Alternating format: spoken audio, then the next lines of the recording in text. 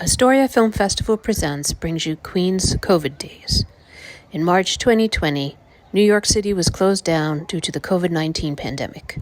Queens was especially hard hit and remained the world's epicenter for the virus until May or June 2020. In April 2020, Astoria Film Festival executive director began holding Zoom meetings for moral support and to create a documentary of the times, with submissions from various Queens residents and through work done with the Film Fellows and with the AFFKids Zoom classes. This series is the result of these submissions, interviews, and Zoom calls with various Queens residents during that time.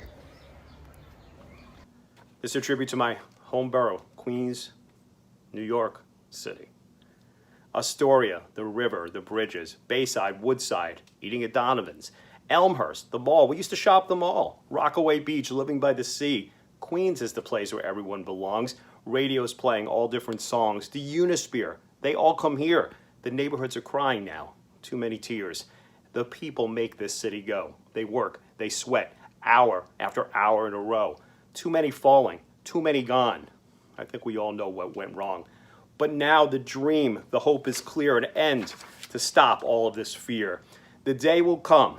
We'll be back at Citi Field, Jamaica, Springfield Gardens, Flushing, Jackson Heights. Gonna walk these streets. It's gonna be all right. There's gonna be a tough road, but nothing Queens can't do. The borough of the world is gonna come through.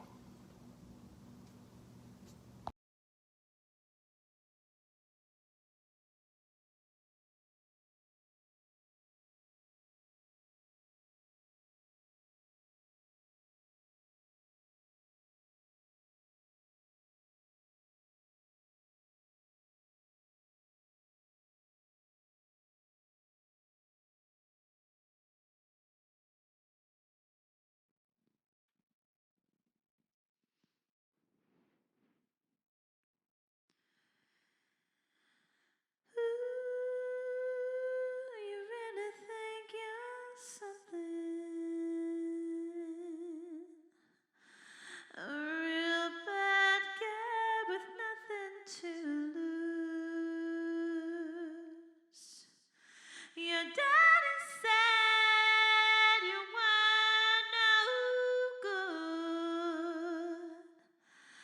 Leave him in the dust. Love no one but yourself. Keep your eyes on the prize. They're singing your praise. Got money in your pocket. Just keep the bodies on ice. Queens Town and Queens Grove Closet. Stand for doors.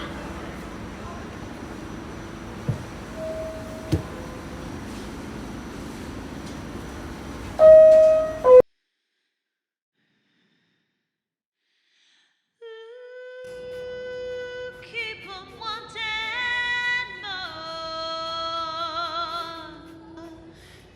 The world burning around you, and you're still keeping score.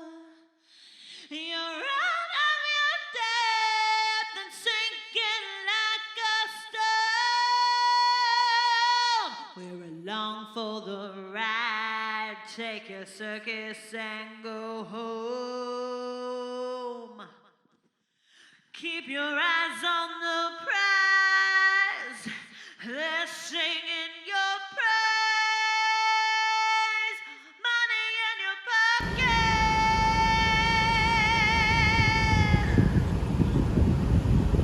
And when there's no one left to be singing your praise, there'll be money in your pocket to keep your body on ice.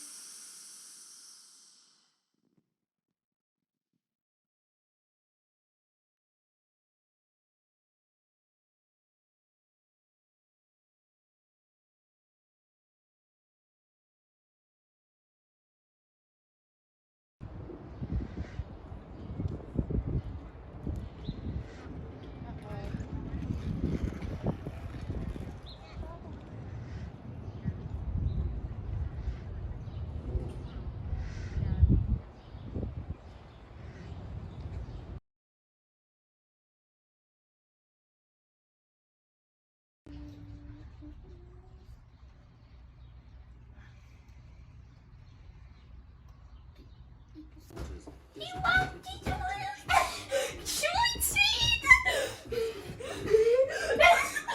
Please don't go with cheese!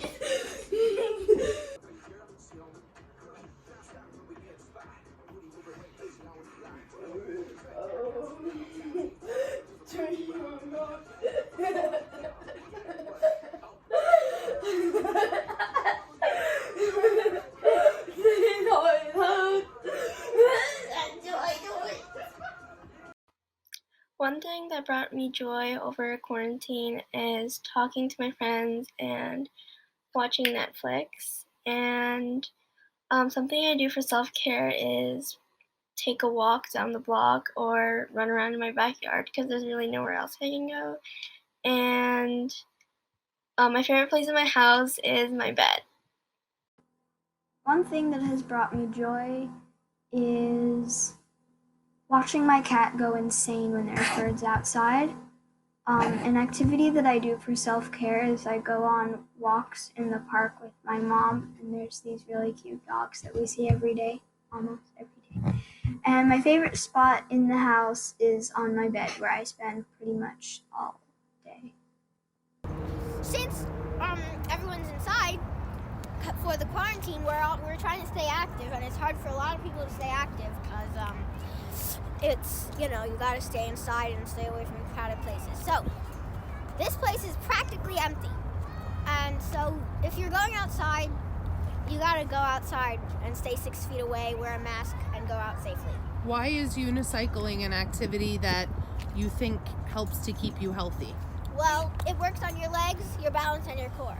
So, yeah. Okay, Ilaria, what would you like to say? Hi everyone, I hope you're all doing well, and this is one activity that can keep you active, and it's very fun, but it's also tricky. And like my sister said, if you want to go out 6 feet away, wear a mask, and be safe.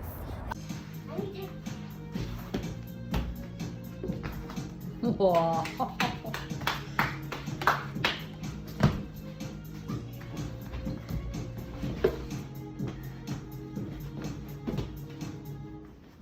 Woo! Bravo!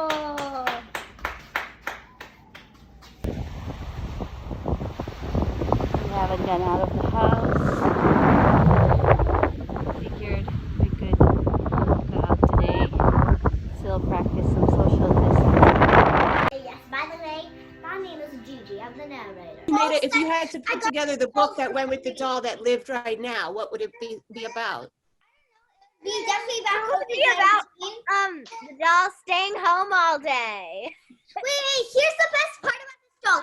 I got her for free. Secondhand doll, all perfect for free. Yeah, baby. Isn't it truly me? Toys.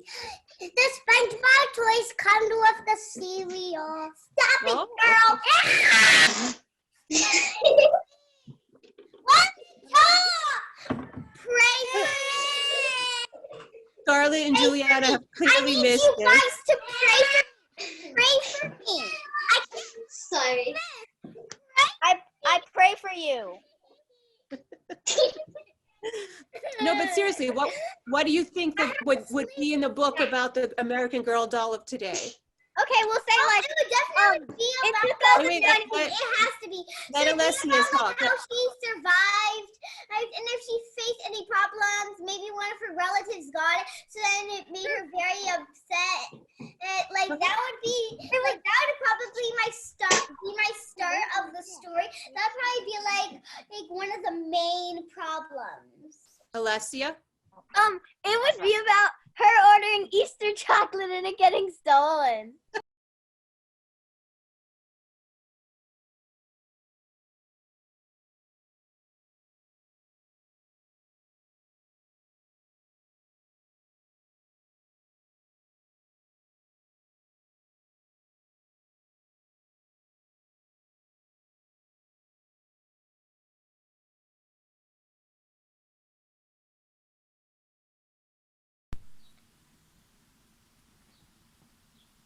So what's really fun about this apartment is that you can see the Empire State Building from the window.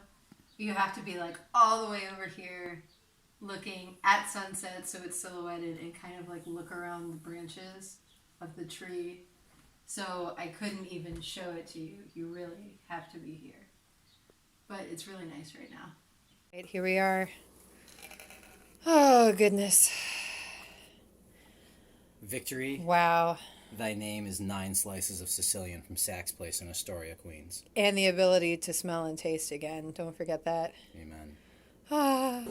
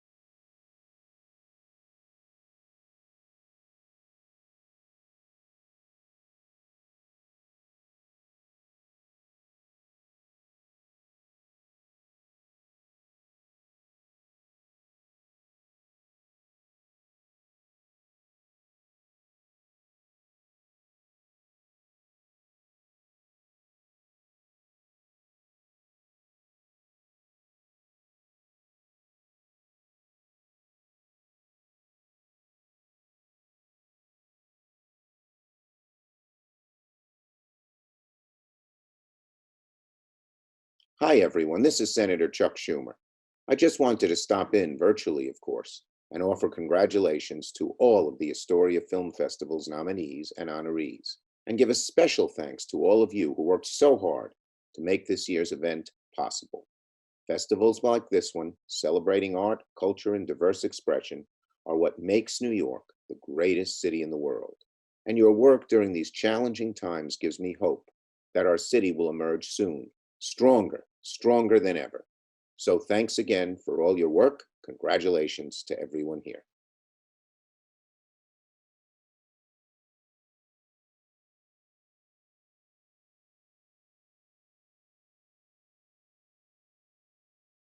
that's not like a lot of times because people with invisible illnesses get discriminated against anyways.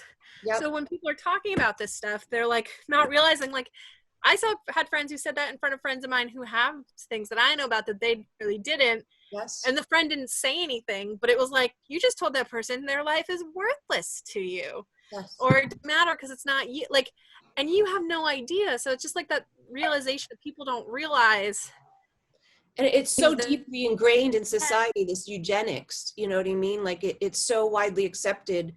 You know, you would poo-poo it if you were talking about like Nazi Germany, right? Oh, we wouldn't do that. But then, oh, should that person get a ventilator? Well, why should that person get a ventilator? Not, you know, it's like, no, you're still thinking that way. Something over that. And I'm thinking, well, if you're a healthy person who doesn't have asthma or an issue like I do, maybe you can just sit at home and get your healthy self better on your own. And I get to get the ventilator, you jackass. Not only that, but it's the healthy people who usually are going out and spreading it. Right. So you're, you know, it's the people who know they have a problem are hiding while the healthy people are going out and spreading it, which is then going to lead to those people getting denied a ventilator. And something worth sharing. It's there are so many amazing things online, but it's so overwhelming. Like free classes here, virtual, like everything at the tip of your fingertips. But we end up not really like I have a lot in mentally like, oh, let's do this, but there's just so much. Like there's so much. And also I think, you know, it's a lot to take in, all of the changes, all the disruptions. So you kind of need a break every once in a while. And I think they're trying to make online, you know, the new extracurricular. Like, so where everybody was booked to the hilt, you know, now booked to the hills, now you're booked to the hills, but online, you know? So I think everybody needs a break, honestly. Yeah. Like Which so you're not many, even, is your high school going to have a break next week or no? Yeah. So we're so Wow. Okay, here she goes. Yeah. So we're actually really good. We posted our last work today, and next week is just catch up week. We're not posting new material. Oh, that's great. Yeah. That weekend, he's scrambling to get home. Right? Like changing everything, flights, all that stuff. I was like talking to the wedding venue like, hey, we can't have this wedding, right? And at first they were like, oh, what are you talking about? Like, you're the first person to ask us to change. And I was like, really? I don't think so, because I've talked to other vendors who are also like transitioning their brides to later dates. So they finally, like, you know, we had to get new like dates, like all of this was happening in a weekend, things were being canceled, and then just life kind of went still. Right? So like just nothing's happening. And then my mom, which I thank her, and his mom too, both at the same time were kind of like separately, they were like, I think you two should just get married, you know? And I was like, are you sure? Like, how are we gonna have a wedding? Like, we can't meet. At first, you know, we even then thought like, maybe we'll do something in a backyard, like with 20 people, like it'll be really small. And then like, no gatherings at all. And then my mom, like I think my cousin had said, he was like, oh, I could just like marry you guys over WebEx or something, or like FaceTime. All right, here we are. We're leaving in 2 days. Yeah. We're leaving New York in 2 days. We got behind us, everything is packed up in boxes. Just about everything. Yeah, and just doing the last little bit. Yep. It's, you know, I guess looking forward to the change of pace that's going to come with it, but it is going to be a little bit of a, you know, shock for sure to not have you know, the same sort of life that we have here. And not even the same sort of life that we've had for the past month, because at least I'm looking outside and seeing familiar city. Like I'm still on a grid, and that is going to be very different. But the good news is, A, we're still going to be in New York, so, you know, we'll be close-ish. And B, I had sort of resolved this month to get more of my poetry out, because I love writing poetry, and I've been writing poetry forever. And I've read, like, Bowery poetry and Parkside Lounge and, like, random open mic nights. But WNYC and Gothamist did a series it's called Pause Poetry, and it's just, different prompts. And I fired off a poem from one of the prompts, and they chose to use it. Yeah. So yeah, they so still recorded finding me. some creative, outlets even, That is kind of cool. even in these times. Mhm. There's not a whole lot being created. Absolutely. So yeah. We've been DJing with records up until we packed them all. And what else? There's this really cute Facebook group, and I'm trying to stay off Facebook for my mental sanity. But so I've unfollowed basically everything except for 5 things: poetry submissions and a couple punk groups and Billy, and then this thing called Frock Up Fridays. Frock Up Fridays? Sounds about right. Where they're like, wear a frock, wear something fun on Friday, pretend like you have somewhere to go. And it's been cool watching just people, I would say mostly UK folks, but a little bit of everyone from around the world, like just putting on something nice on a Friday just because you can. Yeah. So yeah, that's been fun. Yeah, creating things at home, and it seems like that's going to be the way forward for a little while. For people like us who do like to create things, work on music and work on other visual arts. We're going to have to find other ways to adapt to creating at home and giving from our homes and output in this new remote or distance way.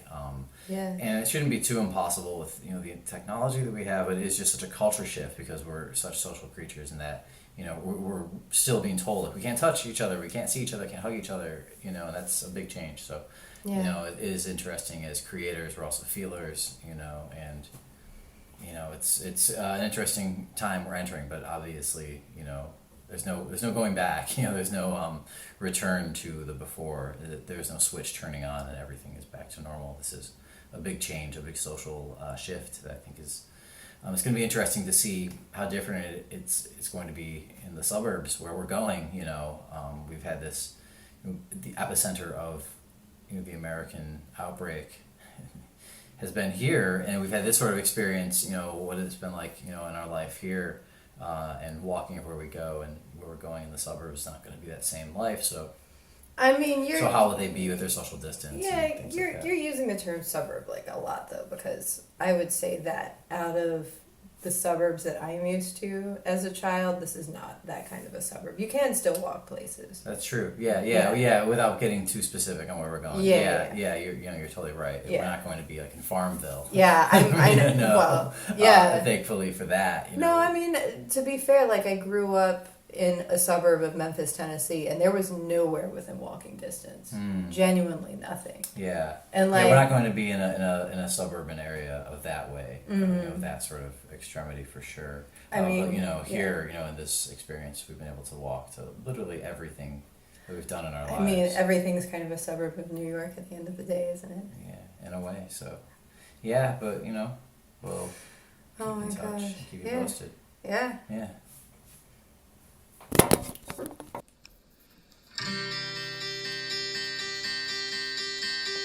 Where they go, that which I cherish and that I wrestle. Don't wanna be like the dust that settles. Sitting out of nothing, find that I'm king of all these empty rooms, that I'm good by my own voice. You can be an old fire, you are burning with a new flame.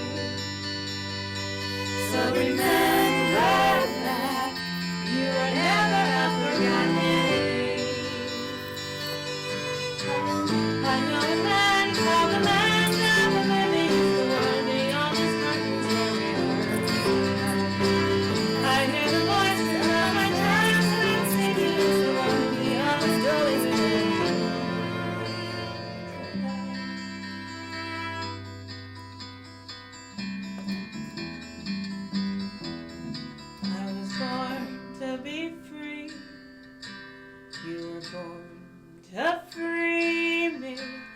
I was born to be free. You were born to free me. I was born